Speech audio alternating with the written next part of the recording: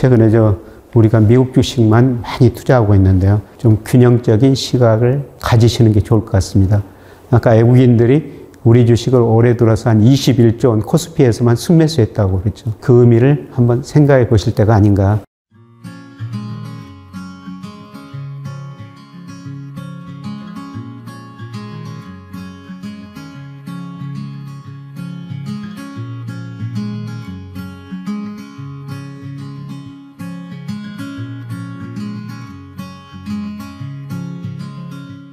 구독자 여러분 안녕하십니까. 벌써 상반기가 지나고 하반기 접어들고 있네요. 상반기 여러분 성적 어땠습니까? 하반기 금융시장, 주가, 금리, 환율 이런 것 전망해 보면서요. 자산 배분을 어떻게 해야 될지 한번 생각해 보겠습니다. 순서는 이렇습니다. 우리 주가가 올 상반기에 정말 다른 나라에 비해서 못 올랐는데요. 저평가됐다. 그러면 저평가가 어떤 식으로 해소될 수 있을 것인가? 그러면 어떤 조건이 필요한가? 첫 번째 경제가 회복돼야 된다는 겁니다.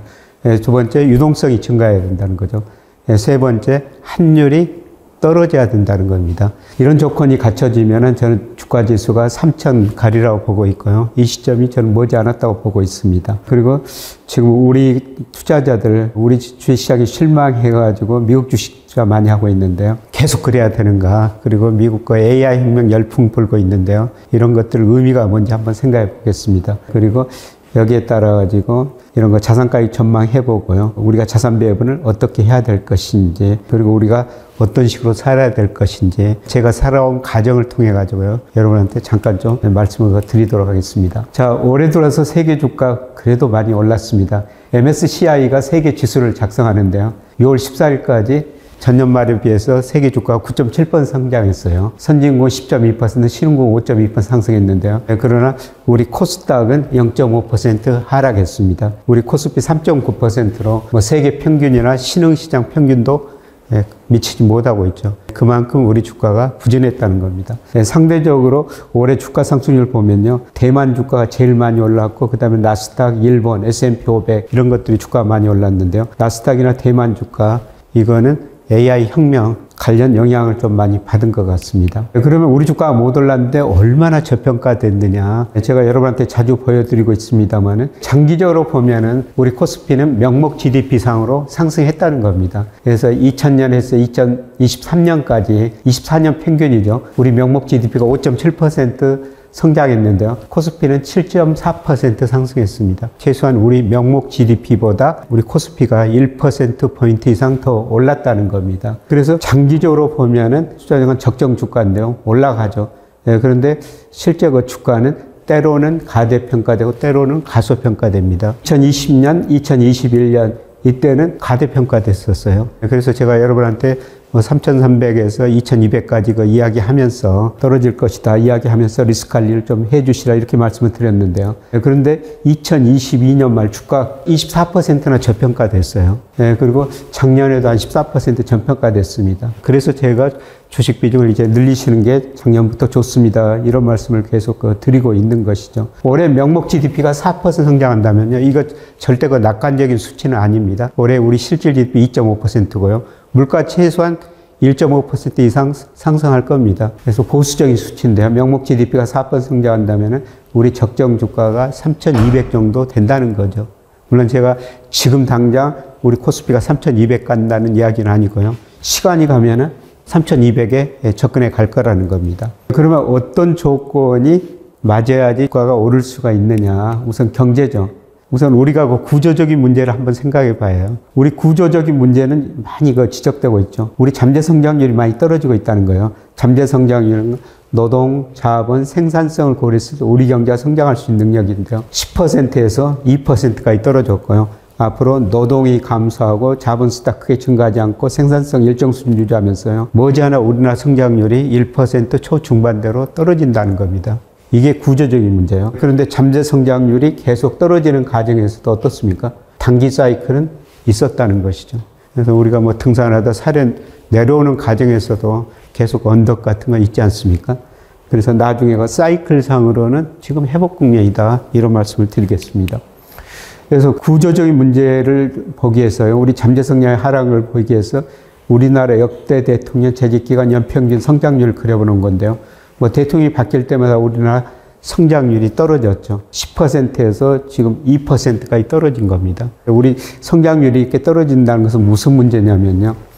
이렇게 9%, 10%, 뭐 7%까지 성장할 때 경제 규모 파이가 커지니까 기업들이 같이 성장할 수가 있었던 거예요. 근데 갈수록 커지는 규모가 상대적으로 줄어들죠. 그걸 나눠가져야 돼요. 차별화가 심화될 거라는 겁니다. 경쟁력 있는 기업은 살아남아서 더 잘 되고 경쟁력 없는 기업은 시장에서 퇴출될 수밖에 없다는 겁니다. 그래서 저성장은 차별화다. 한마디로 이렇게 말씀드리고요.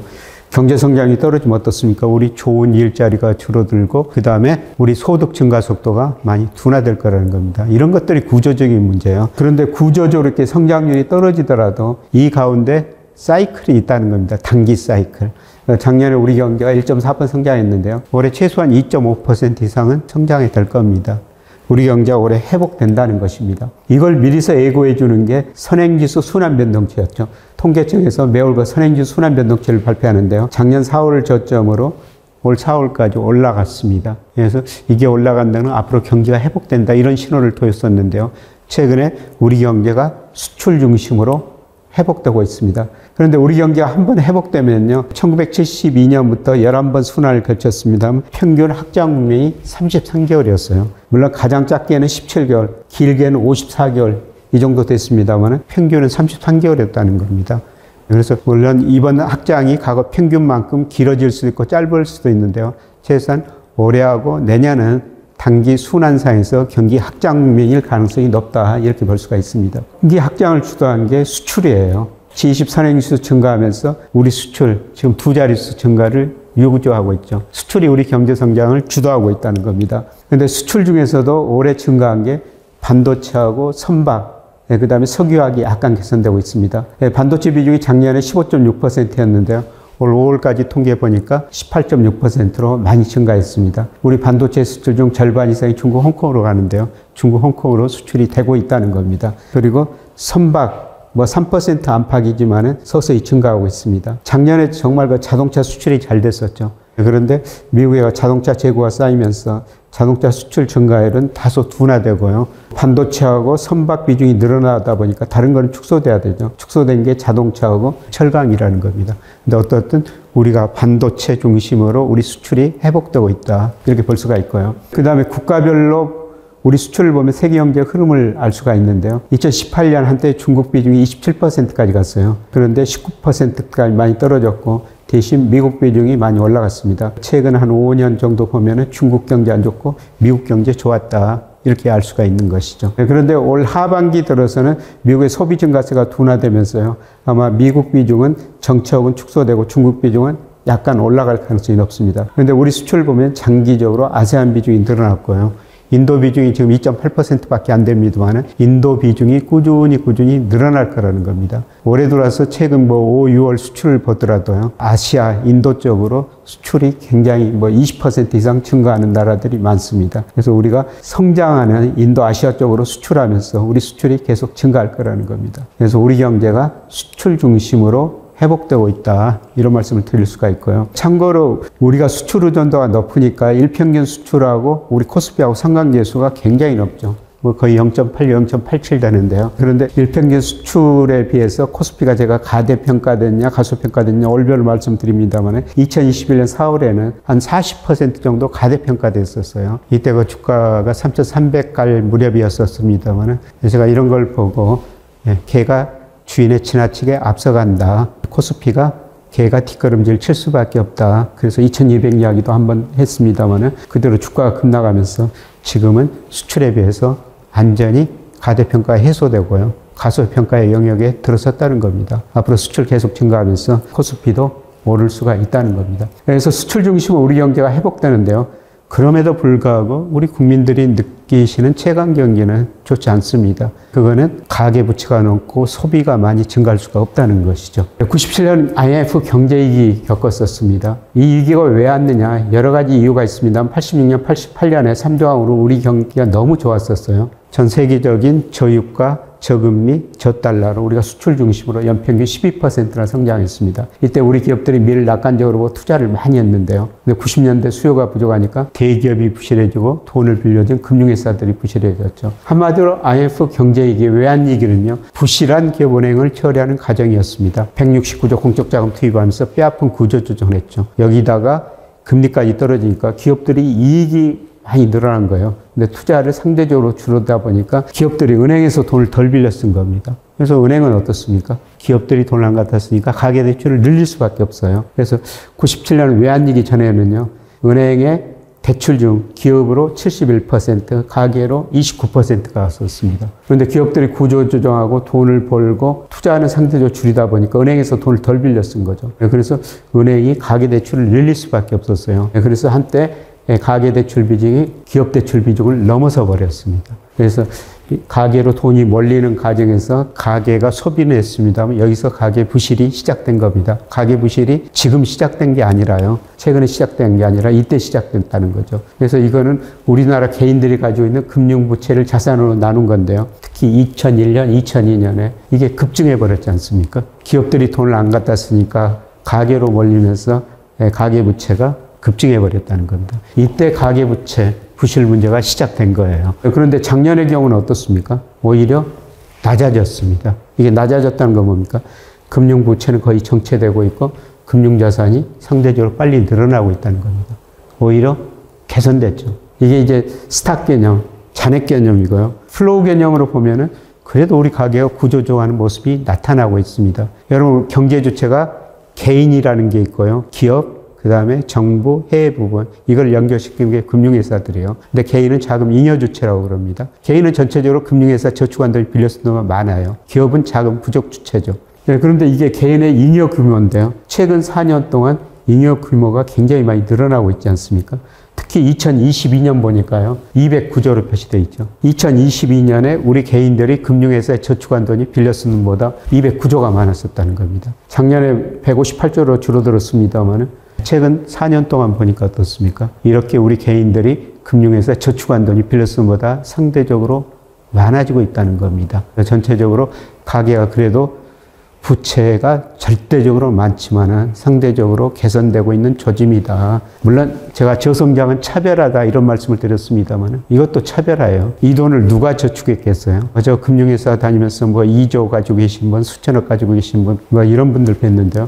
네, 그런 분들 돈이 여기가 있죠. 네, 물론 어려운 분들은 정말 어렵습니다. 차별화는 됐지만은 전체적으로 가계 금융자산이 이렇게 늘어나고 있다. 그래서 가계 부채가 많다고 당장 큰 위기가 오는 건 아닌다는 겁니다. 그런데 문제는 뭡니까? 우리가 아직도 가계 부채가 절대적으로 높으니까 어떻습니까? 우리가 은행에서 금융에서 돈을 빌렸으니까 원금 갚고 이자 갚아야 되죠.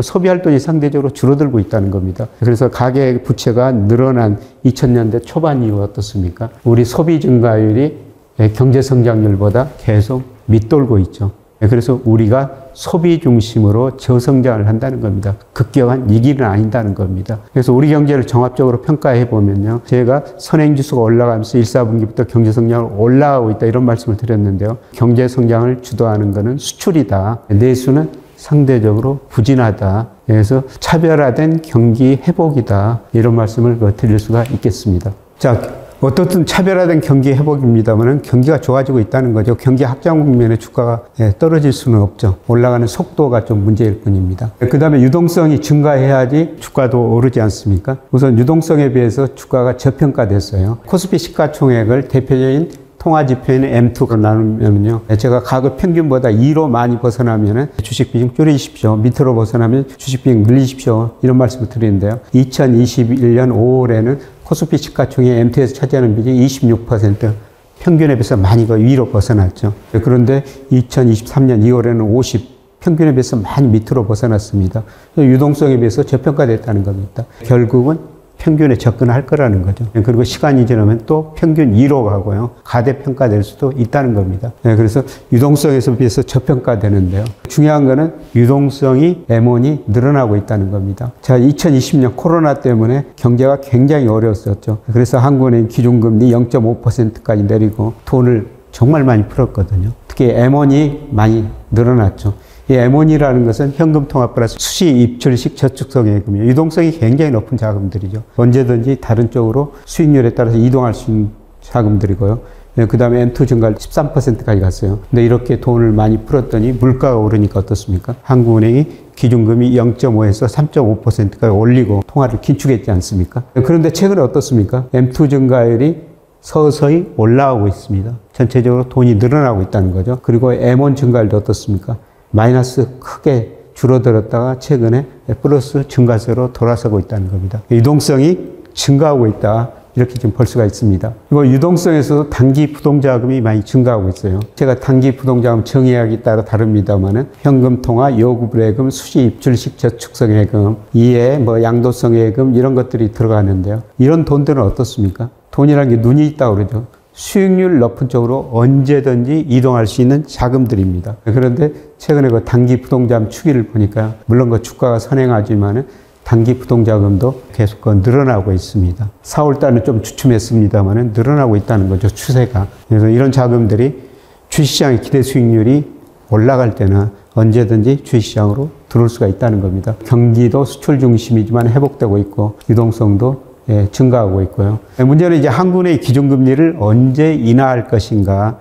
기준금리 인하하면 또 유동성이 한 단계 더 증가하겠죠. 그런데 이거는 테일러 준칙에서 제가 적정금리를 추정 한번 해본 겁니다. 물론 테일러 준칙 추정할 때 과거 실질금리를 어떤 식으로 사용하느냐, 물가를 그냥 헤드라인이냐, 근원 물가를 사용하느냐, 이게 차이가 있습니다만은 제가 실질금리는 2000년에서 2023년 평균 사용했고요. 근원 물가 상승, 이걸 사용했습니다. 그랬을 때 적정금리 추정해 보니까요.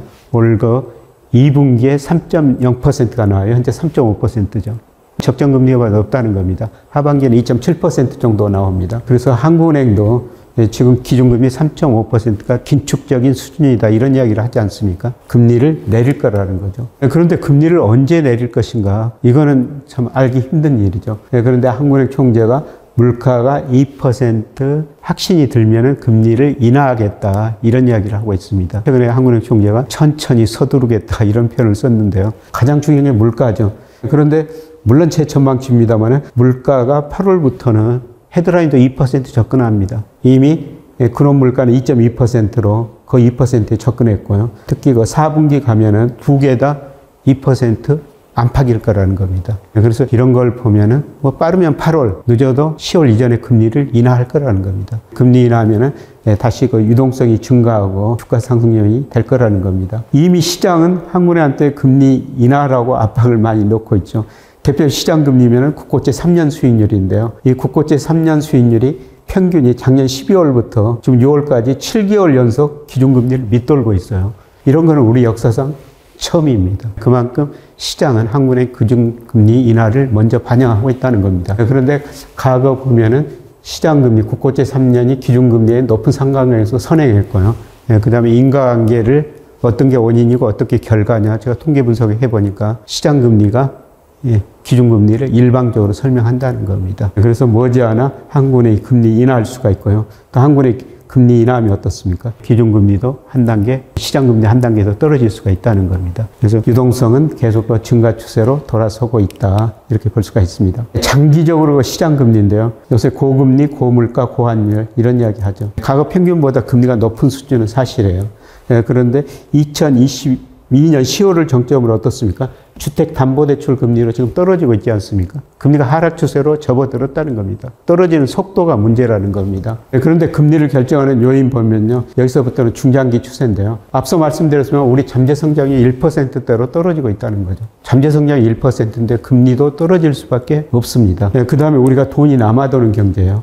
투자라는 건 국민경제 전체적으로 보면 돈의 수요고 저축이라는 건 돈의 공급입니다. 97년 외환위기 전에는요, 투자, 돈의 수요가 저축, 공급보다 많아져 돈이 부자야죠. 고금리 경제였죠. 근데 97년 외환위기를 겪으면서 우리 기업들이 깨달은 거는 가행 투자하면 망하구나. 이걸 깨달은 거죠. 30대 재벌 중 11개가 해체됐어요. 그래서 외환위기 후 투자율이 급격하게 낮아져 버렸지 않습니까? 이후로 저축률이 투자율을 계속 웃돌고요. 전체적으로 돈이 남아도는 경제라는 겁니다. 물론 이것도 차별화예요. 중소기업들 돈이 없어서 굉장히 힘듭니다. 그러나 작년 말 현재 한국은행 자금순환표에 나타나는 데이터를 보니까요. 우리 기업들이 가지고 있는 현금성 자산이 916조 원이나 됩니다. 대기업들은 많은 돈을 가지고 있다는 것입니다. 자, 세 번째 중요한 변화일 수 있는데요. 아까 말씀드렸으면 가계는 자금 잉여 주체, 기업은 돈 빌려 투자하는 자금 부족 주체라고 그랬습니다. 근데 일본 기업들이 98년부터 자금 잉여 주체로 전환이 되어버려요. 가계도 저축, 기업도 저축합니다. 은행이 돈을 어디다 써야 되겠어요? 여러분들이 은행에다 맡기면 은행은 대출 아니면 유가증권 운용을 해요. 가계대출, 기업대출, 이게 대출이고요. 이제 가계도 저축, 기업도 저축하니까 유가증권 투자를 할 수밖에 없죠. 유가증권이라는 게 주식 아니면 채권인데요. 은행들이 위험하다고 주식은 별로 안 사죠. 채권만 삽니다. 일본은행 자산 중에서 채권 비율이 10%에서 32%를 넘어서 버려요. 일본이 우리보다 경제 성장을 먼저 떨어졌고 저축이 투자보다 많아가지고 자금이 남아돈 상태에서 일본 은행도 채권 사니까 일본 금리가 0%까지 떨어지는 거죠. 아까 말씀드렸습니다만 우리 개인들 상당 부분 자금 잉여 주체로 남아 있어요. 이거는 제가 GDP 대비로 그려놨습니다만 기업이 자금 부족 규모가 굉장히 커졌었습니다. 미래가 불확실하다. 그 다음에 경제 위기가 온다. 그러니까 우리 기업들이 돈을 많이 축적해 놓은 거죠. 916조 현금성 자산 가지고 있다고 말씀을 드렸습니다. 그만큼 가지고 있는 만큼 대기업들이 은행에서 돈을 덜 빌렸을 거라는 거죠. 그러면 가계는 이렇게 저축을 늘리고 있고 기업이 돈을 덜 빌렸으면 은행들이 어때야 되겠어요? 채권을 살 수밖에 없다는 겁니다. 이미 사고 있고요. 예, 전체 은행 자산 중에서 채권 비중이 올라가고 있습니다.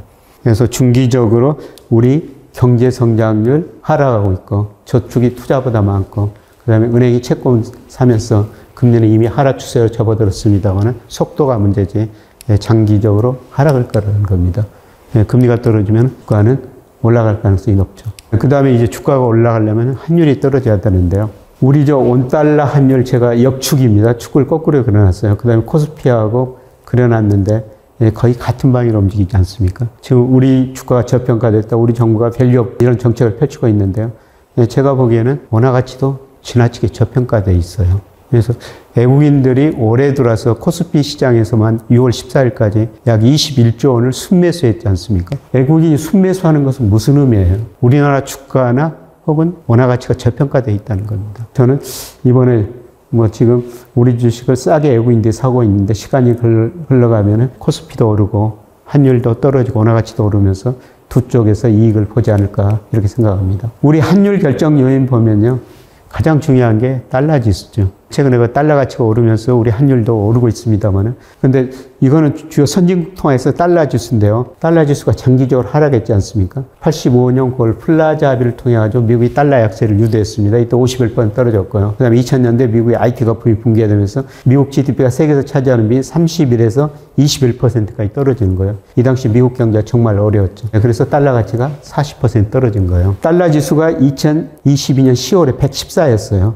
근데 최근에 100까지 떨어졌다가 106 안팎까지 올랐죠. 그런데 100에서 106까지 올랐으니까 달러 강세다 이렇게 이야기할 수가 있는데요. 근데 저는 중기 추세로 보면은 114를 정점으로 중기적으로 하락 추세에 접어들었다 이렇게 보고 있습니다. 가장 중요한 이유 중에 하나는 IMF가 2029년까지 세계 전망을 했는데요. 세계 경제에서 미국 비중 축소, 달러 가치 하락이라는 겁니다. 2029년까지요. 그리고 미국의 대순부채가 20조 달러 되는데요. 이걸 미국이 어떻게 견뎌요?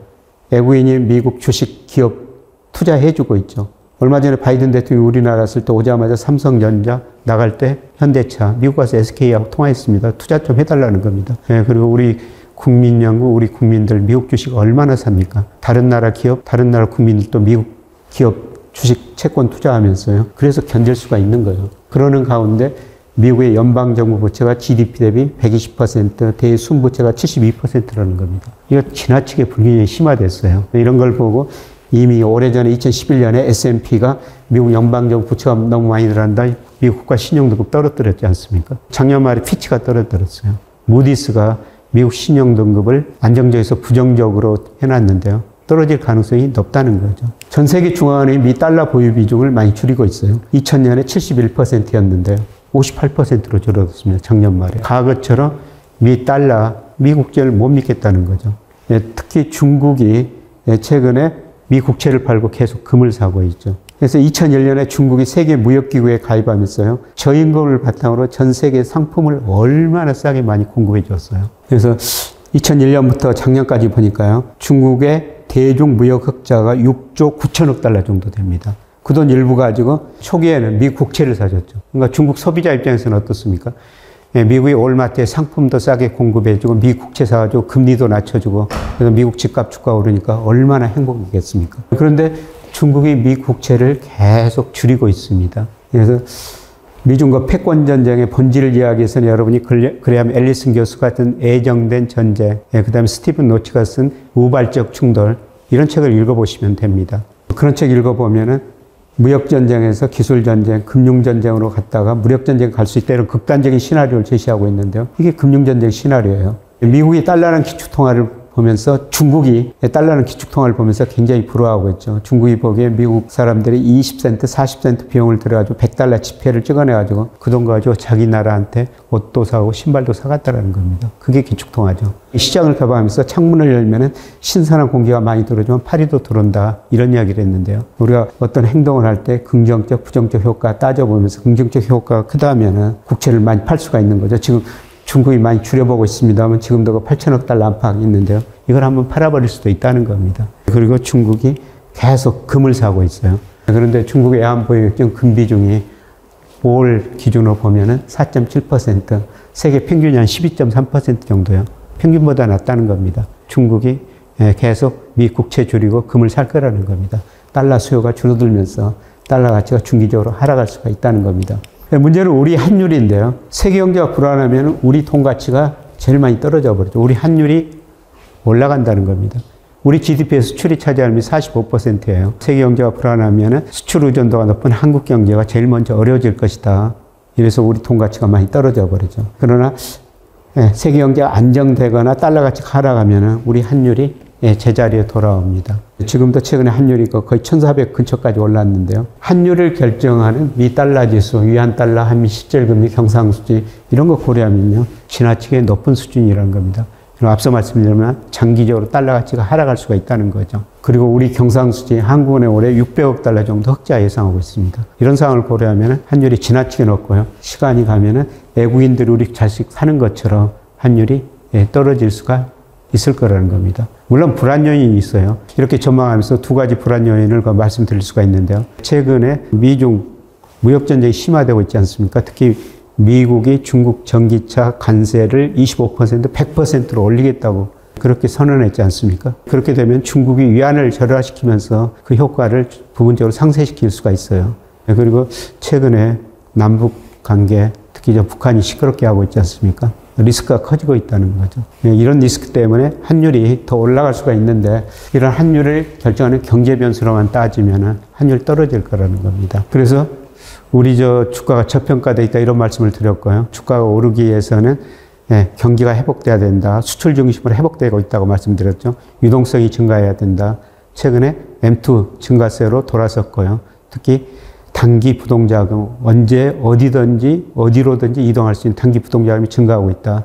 그 다음에 세 번째, 환율이 앞으로 떨어질 가능성이 있다. 그렇게 되면은 제가 적정 주가로 추정한 3,200 주가가 시간의 문제지 머지않아 올 수가 있다는 것입니다. 자, 이런 상황에서 미국 주식을 투자해야 되냐, 한국 주식을 투자해야 되느냐. 이게 미국의 대표적인 주가 지수가 S&P 500이고 우리 코스피죠. 그런데 때로는 보면은 어떤 때는 우리 주가가 많이 오르고 어떤 때는 미국 주가가 많이 올랐었어요. 근데 과거 10년 단위로 비교해 보면요. 81년에서 89년까지는 전년 동월 대비 상승률입니다. 그러니까 매월 주식을 사고 1년 가지고 있었으면은 81년에서 89년 우리 코스피가 31% 정도 올랐다는 겁니다. 미국 S&P는 13.2%였어요. 이때 우리 3조항으로 우리 경제가 좋았기 때문에 주시장이 이렇게 반응했습니다. 그 다음에 90년대에서 99년까지는, 90년에서 99년까지는 미국에서 정보통신혁명이 있으면서 미국 주가가 훨씬 더 많이 올랐죠.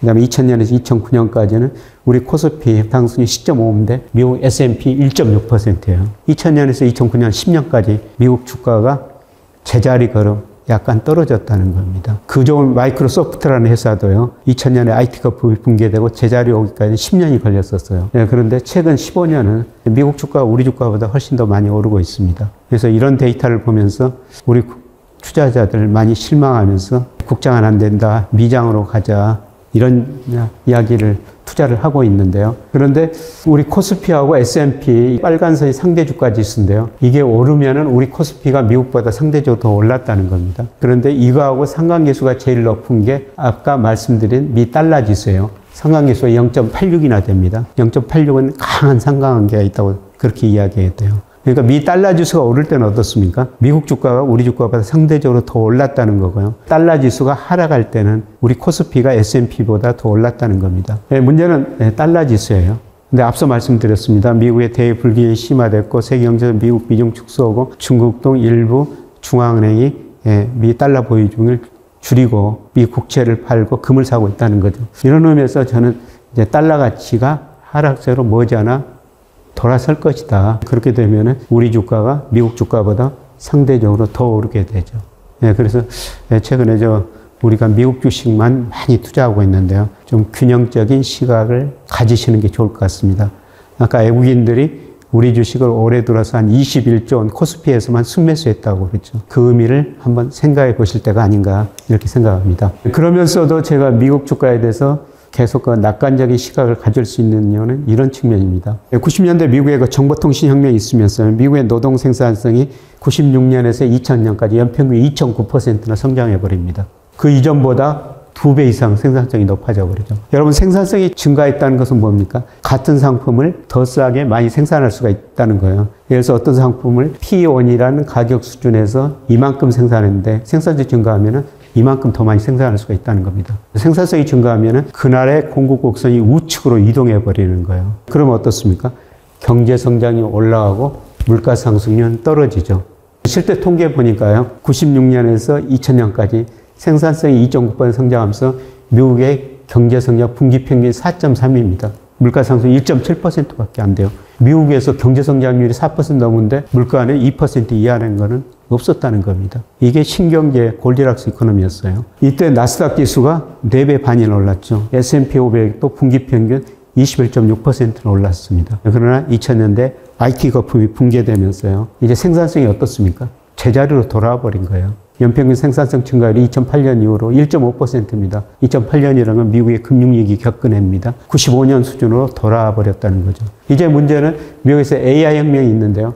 AI 혁명이 이처럼 생산성을 증가시킬 것인가? 그게 남아있는 문제라는 것이죠. 근데 AI 혁명이라는 게 여러 가지 정의에 따라 다르겠지만은 제가 생각하기에는 보다 성능이 좋은 컴퓨터에다가 인간지능을 심어가지고 일의 효율성, 생산성을 혁신적으로 높이는 겁니다. 거기에 중간에 이제 뭐 로봇 같은 게 있겠죠. 생산성 증가하고 그 다음에 AI 산업이 굉장히 빠른 속도로 증가할 것이다. 뭐 이런 기대는 나오는데요. 그런데 아직까지 AI 혁명 시작된 지 얼마 안 돼가지고 생산성 증가 통계는 확인할 수가 없습니다. 그런데 주가는 어떻습니까? 이런 AI 혁명 기대를 반영해가지고 거품이 발생했다는 겁니다. 물론 IT 혁명 때보다 거품 정도는 덜해요. 그런데 상당 부분 거품이 발생했다는 겁니다. 그래서 여기서 생산성 증가 통계가 계속 나오면은 거품이 더 연장될 수가 있죠. 그런데 생산성 증가 통계가 안 나오면은 거품이 꺼질 수가 있다는 것입니다. 그래서 제가 여러분한테 미국 주식 투자 AI 혁명 파티 즐겨야 됩니다. 그러면서도 출구 곁에서 즐기시는 게 좋을 것 같습니다. 생산성 통계 여러 가지 경제 지표를 보고 투자하시는 게 좋을 것 같습니다. 이런 말씀을 드리고 있는 겁니다. 이제 우리가 투자를 어떻게 해야 될 것인가 그 방향인데요.